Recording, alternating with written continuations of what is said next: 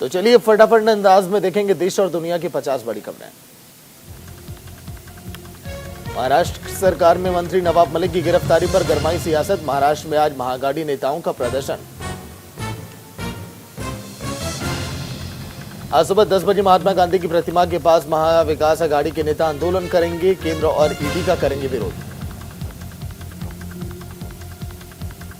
PM Modi आज UP के अमेठी और प्रयागराज में करेंगे चुनावी जनसभा। पहली सभा सुबह 11 बजे गौरीगंज विधानसभा सीट पर कौहार में संबोधित करेंगे।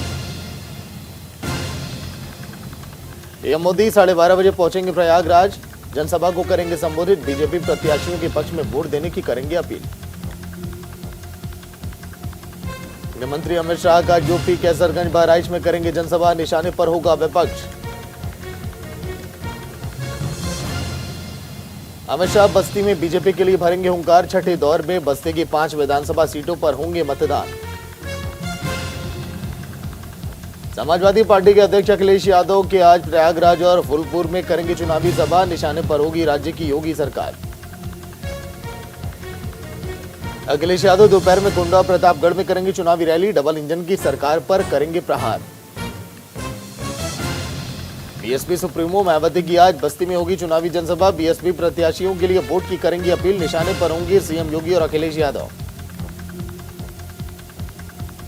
सीएम योगी का चुनावी तूफानी जनसभा। बाराबंकी और बहराइच में करेंगे जनसभा। बीजेपी प्रत्याशियों के लिए मांगेंगे वोट। सीएम योगी श्रावस्ती में करेंगे जनसभा। दोपहर बाद अयोध्या में करेंगे रोड शो। सीएम के निशाने पर होगा समाजवादी पार्टी, कांग्रेस और बीएसपी। कांग्रेस महासचिव प्रियंका गांधी आज बाराबंकी में करेंगी चुनाव प्रचार। कांग्रेस प्रत्याशी के लिए मांगेंगे वोट। निशाने पर होगी योगी सरकार।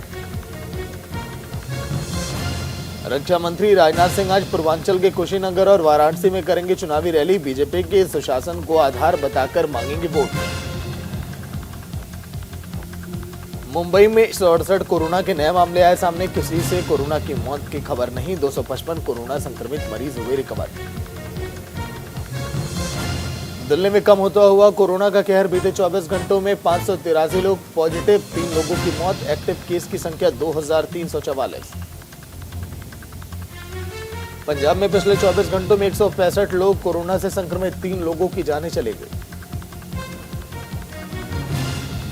हिमाचल में कोरोना के 190 नए मामले आए सामने। 141 मरीज हुए स्वस्थ। बीते 24 घंटों में 7 लोगों की मौत।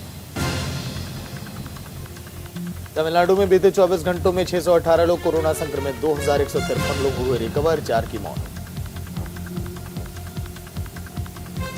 असम में भारत म्यांमार सीमा पर 6 आईडी और अन्य विस्फोटक बरामद। असम राइफल्स के जवानों को मिली बड़ी कामयाबी।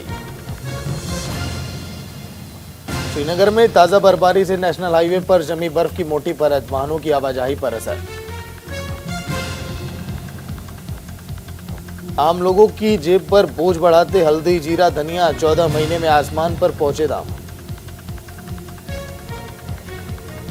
एपीएफ अंशदान में देरी से हुए नुकसान की भरपाई करेंगे एम्प्लॉयर। सुप्रीम कोर्ट ने दिया दिशा निर्देश। सेबी चेयरमैन की नियुक्ति पर फैसला। जल्द इसी महीने खत्म मौजूदा चेयरमैन अजय त्यागी का कार्यकाल।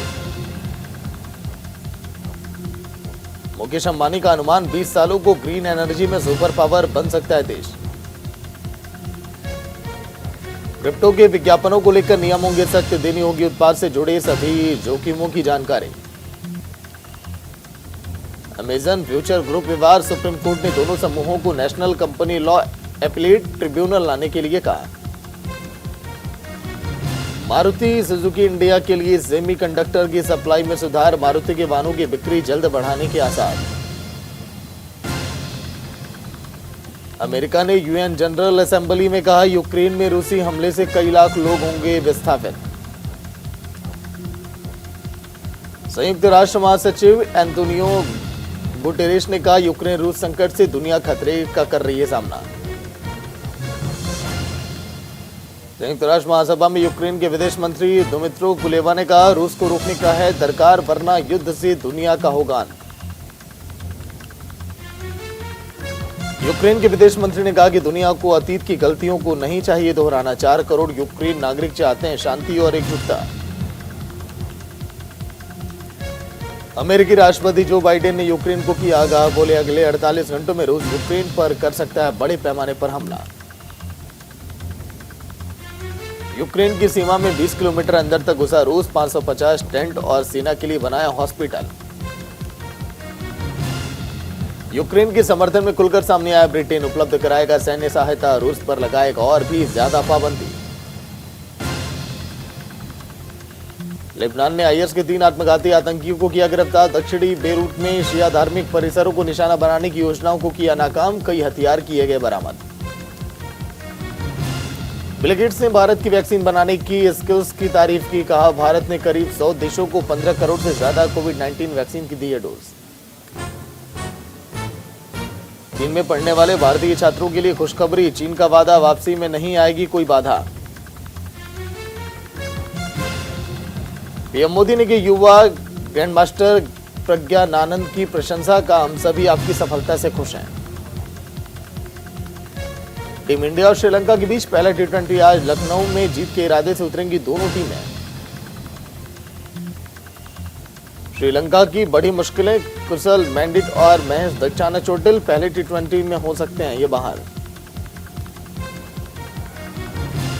आईपीएल 2022 के लिए दिल्ली कैपिटल्स ने अजीत आगरकर को नियुक्त किया सहायक कोच। कोच रिकी पॉन्टिंग के साथ काम करने को लेकर बेहद उत्सुक आगरकर।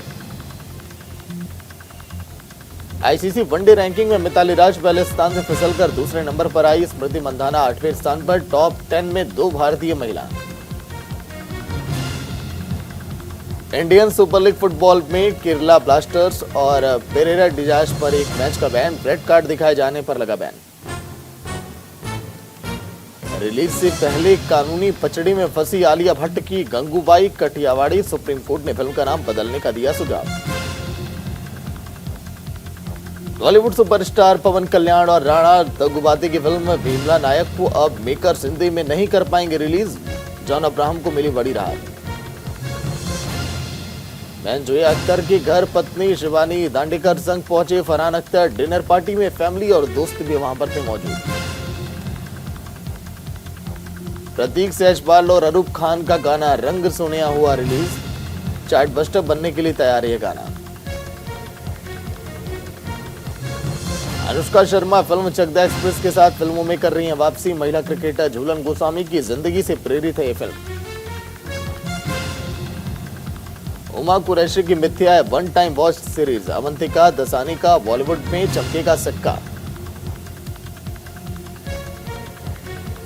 फिल्म वो लड़की है कहां की शूटिंग रैप, अब टीम ने मनाया जमकर जश्न।